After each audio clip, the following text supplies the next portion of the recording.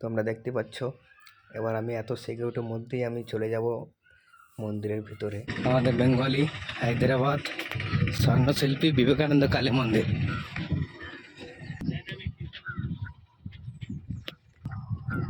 রাস্তাটা নতুন করেছে, দেখতে পাচ্ছ। আমাদের চলার পথে তিনি প্রতীক হয়ে দাঁড়িয়েছেন।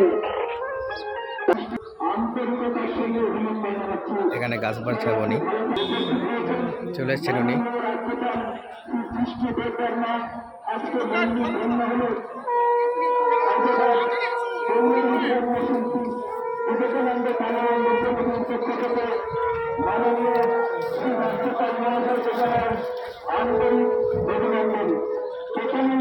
তার হাতে একটি লাল চন্দন গাছের চারা রোপণ করে তিনি আমাদের মন্দিরকে ধন্য করবেন।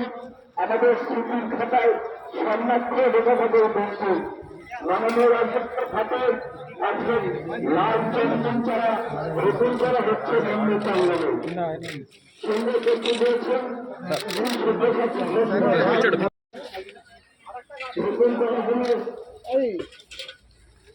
লাল চন্দন চারা মন্দির প্রাঙ্গণে উপস্থিত হয়েছেন। মন্দির প্রাঙ্গণে এবার উনি যাচ্ছেন মন্দিরে দর্শন করতে। আমি চলে যাবো, এবার চলে যাব।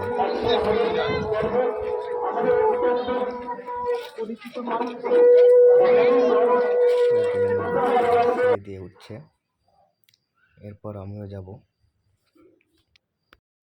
গভর্নরে এত সিকিউরিটি দেখতে পাচ্ছ। এরপর আমি চলে যাব। আমার ওখানে কিছু পুলিশওয়ালা চেনাশোনা আছে, বললো চলে যা। চলে এসেছি ভিডিও করতে। খুব ভালো লাগলো ওনাকে দেখে, মন্দিরে দর্শনও করলাম।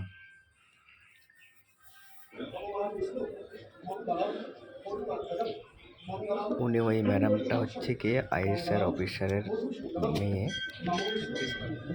ওটা অফিসার।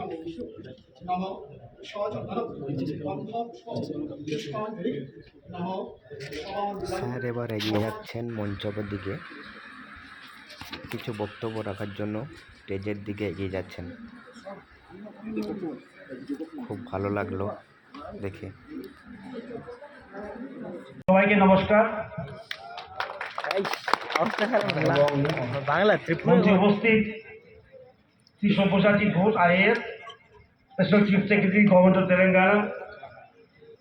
সঙ্গে আছে ওনার ধর্মপত্নী এবং মেয়ে শ্রী বরুণ কুমার রানা এবং শ্রী মানিক রাজ মুখার্জি এবং অন্যান্য যারা মন্দির পরিচালনা কমিটিতে আছেন এবং ভক্তবৃন্দ যারা এসেছেন। আজকে অনেকদিন পরে বাংলাতে বক্তৃতা দিচ্ছি। ইংরেজি তো জানি না, সেটা ইংরেজি ক্লান্ত হয়ে গেছে। ইংরেজির বক্তৃতা করতে করতেও ক্লান্ত হয়ে গেছে, আজকে বাংলাতে বলতে